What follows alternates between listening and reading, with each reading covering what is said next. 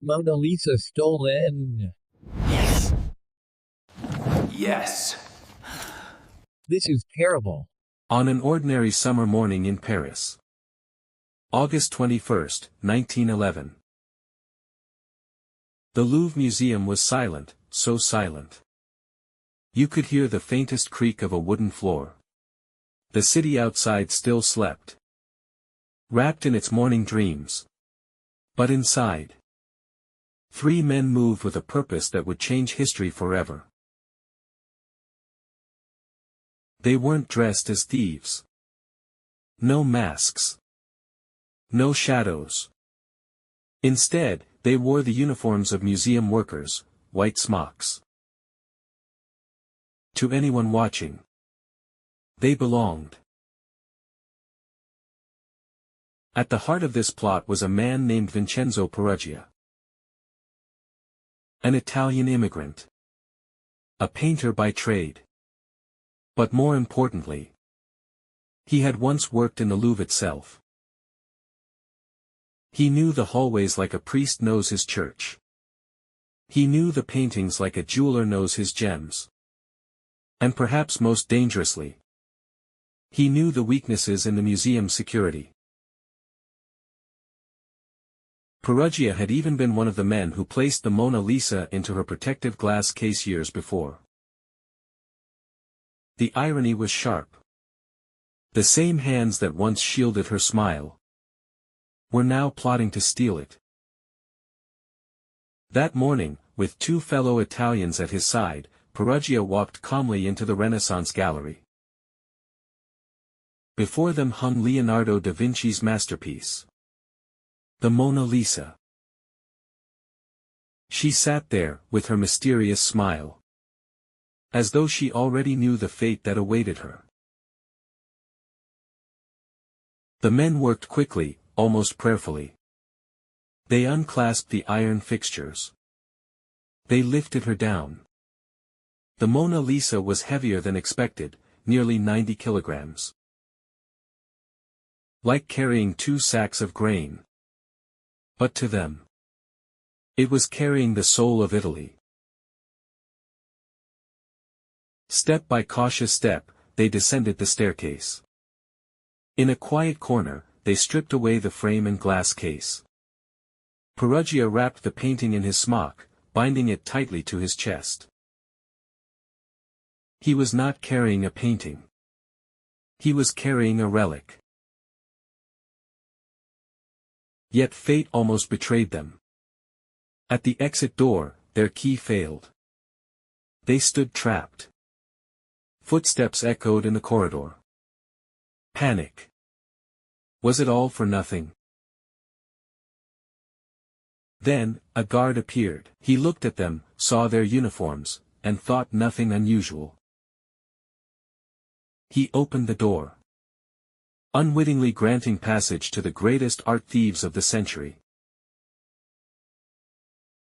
And just like that, the Mona Lisa left the Louvre, not in a parade, not with honor, but under the arm of a man walking calmly into the streets of Paris. For 26 hours, no one even noticed. Why would they?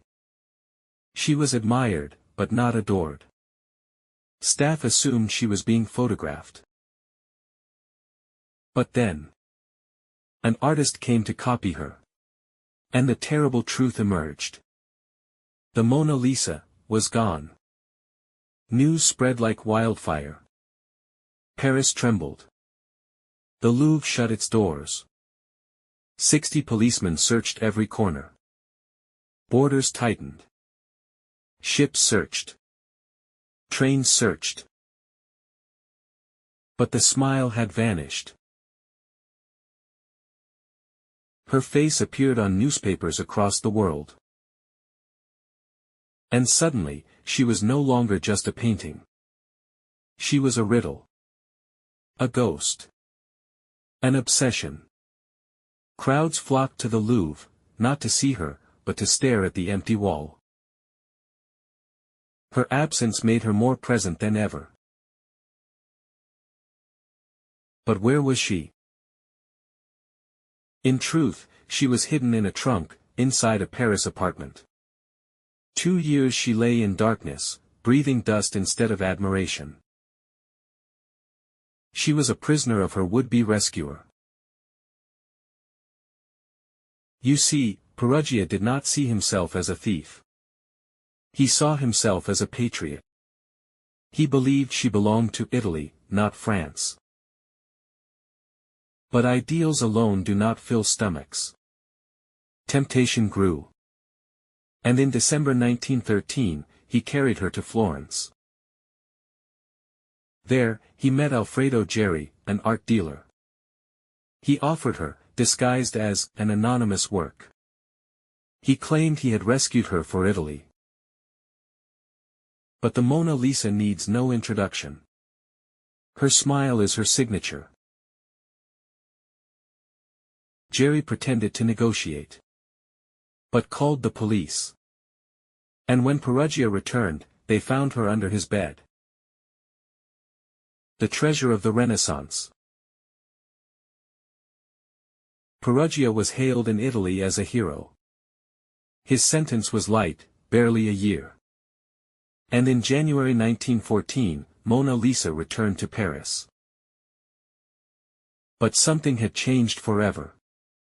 Before the theft, she was admired. After the theft, she was worshipped. The most famous painting on earth. Peruggia. In stealing her, gave her to the world. And so perhaps the Mona Lisa smiled. Not in mockery, but in gratitude. For through one audacious act, she became not just a portrait, but the eternal queen of art. But our journey into history doesn't end here. Next time, we'll travel back to Japan's 12th century. To meet a warrior unlike any other, Tomo Guzan, the legendary woman samurai whose courage shook empires. Until then, don't forget to like, share, and subscribe, for more untold stories of history's legends.